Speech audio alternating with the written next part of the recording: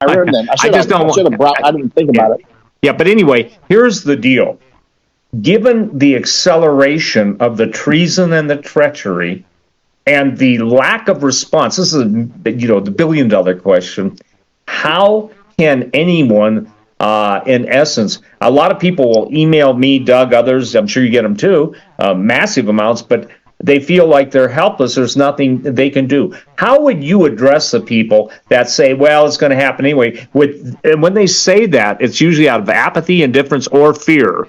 And would you address that? Because I know we're into the last 30 minutes. Yeah. One of the things you need to be careful of is cowards. You got to purge your ranks of cowards, because cowards are natural traitors. And that's going to become a big deal. That'll become a very big deal as time unfolds. But it already is a big deal, because it's many of the cowards that are causing these problems that won't stand up at their places. Like, look at the generals. A lot of the generals we have now, none of them have stood up against the jab, to my knowledge. None of the active duty admirals, none of the flag officers, to my knowledge. The flag officers, obviously, a general and admiral. None of them stood up, to my knowledge. None of the active, right? That's a big, big deal. And including one that I admired for many years. I was in combat with him for 5 months. Eric Kurilla, he's the commander of CENTCOM now. He got shot right in front of me one time, 3 times in Iraq, continued to fight. In fact, you can find the photos online. I was actually photographing him the second he got shot. It's like a World War I series almost. And but he kept fighting. He was shot up very badly, actually.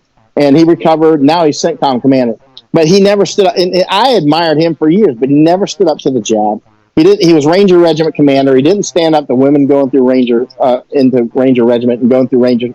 I mean, seriously, this is combat. We don't have time for feeling. You're going against studly men who will literally cut somebody's head off and play soccer with it. I mean, this is no joke. These Chinese that are coming, a lot of these guys are straight up studs, right? I see a lot of Arabs coming through, like they look like units. I mean, they're very fit. They cooperate together. Often they all have the same boots.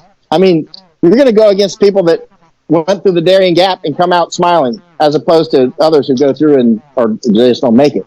But I mean, ever, because they're all out there fertilizing the Darien Gap right now, every day. In fact, this rain right now tells me that there's people probably dying right now, because what the aliens do is they go down the rivers and they walk down the sides of the rivers, and they sleep by the rivers as well. And so, especially at nighttime, most of the people aren't cognizant of flash floods, right? Like one group that was coming through, there was 40, and 20 of them died, 50% in one night. One flash flood, they get wrapped, they get swept away in their tents and their sleeping bags. But a lot of these soldier types, they have no problems. They know, don't sleep next to the river. I mean, the flash floods are, it's not like, hey, the water's rising, let's pack up and get on out of here. Anybody that's ever seen a flash flood realizes it's more like a stampede of elephants coming at you, and elephants are faster than they look. Trust me on that one. The bottom line is a lot of these guys coming through are clear intelligence types or clear soldiers. Others, I just don't know, military-age males, which can be fashioned into soldiers. And the vast majority are military-age males, period. Of all nationalities, whether it's Venezuelans or Somalis or Nigerians or Pakistanis galore. I see tons of Afghans. Almost all the Afghans are men. Sometimes I see 200 or 300 Afghans come in one day, and that's just in one route that I happen to see them at that time. I spent 2 years in Afghanistan, so they're easy for me to spot. And a lot of interestingly, many of the Afghans will actually speak English. But again, these are all people going into their own ecosystems, right? Like Afghans will tend to go into an ecosystem, whereas a lot of the Haitians seem to come in kind of like, helter skelter. Some go to family members. And a lot of the people we talk with have no idea where they're going. They're like, I don't know, I'm just leaving here. A lot of them have gang tattoos on their faces. You might want to look on my Twitter or my X from a few days ago. Maybe 2 or 3 days ago, I put up a gangster. He has an AK-47 on his eye, and he's a clear gangster. And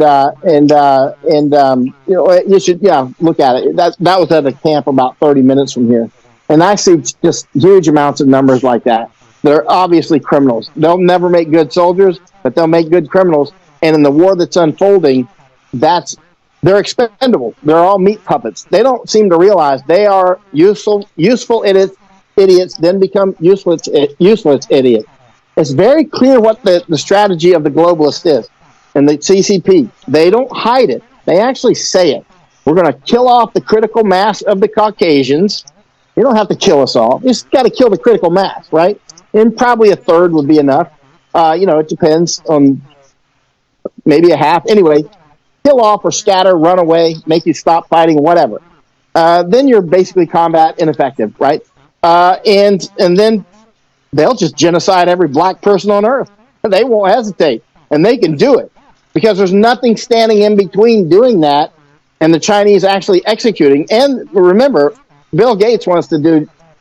His father was a great eugenicist. When I say great, I mean big, right? I don't mean lovely. I mean, he was a huge eugenicist, Bill Gates' father. By the way, Bill Gates came down to Panama and Costa Rica a couple of years ago. He was, him and his entourage. And, they had about 20 SUVs, and they kept them running 24/7. They never turned them off, even to fuel them up. It was unbelievable. So anyway, I just happen to know some insider on that. But anyway, the bottom line is there are numerous people in those ecosystems of the Chinese Communist Party and the World Economic Forum that do want to see the population on Earth reduced by roughly, to 500 million or so. I don't know what number they're going to finally reach, but they're clearly going to make a dent in the population by cutting off food and overwhelming the United States and Europe. And they're going for Japan. Of course, Japan is highly susceptible to famine.